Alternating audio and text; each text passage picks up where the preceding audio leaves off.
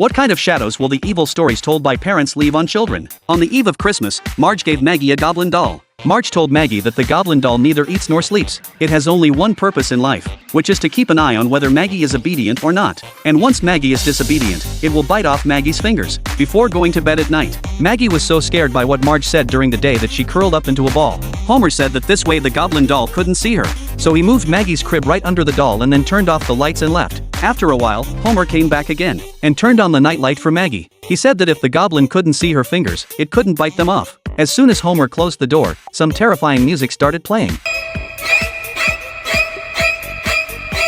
Fortunately, it was just a false alarm, because the music was actually the violin piece that Lisa had just played. It was a dark and windy night. Maggie, who was sound asleep, was woken up. The goblin on the shelf tilted over. Maggie looked out the window, and when she turned back, the goblin had disappeared from the shelf. She backed away in horror, and the next second, the goblin actually came to life and even spat out a lot of bitten off fingers. The goblin asked Maggie if she was a bad kid. Maggie quickly shook her head. The goblin told her not to lie, otherwise Christmas morning would never come. Maggie escaped from the crib but accidentally fell into a patch of snow. She ran away in a hurry, and the goblin doll became even more terrifying. It's funny that the goblin with its 6-foot-long legs couldn't catch up with a baby. Finally, Maggie met Santa Claus in the snow. Santa Claus comforted Maggie and told her not to worry. They had an awesome team of stars, including Santa Claus, Jack Frost, the abominable snowman, and the famous ice hockey player Wayne. But when everyone saw the goblin holding a gun in its hand, they were so scared that they scattered and ran away immediately. Maggie, all alone and with no one to help, could only hide in the candy cave. Seeing that the goblin didn't follow, Maggie let out a sigh of relief.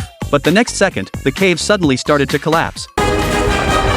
Maggie woke up from her dream. Marge picked up the goblin doll and asked Maggie if she was a good kid. She was. Marge thought it was great, so she decided to keep the goblin at home. Until Christmas Day, the gift Marge gave to Maggie was still a goblin doll. Homer also said that from now on, all of Maggie's gifts, including birthday gifts and Christmas gifts, would all be goblin dolls.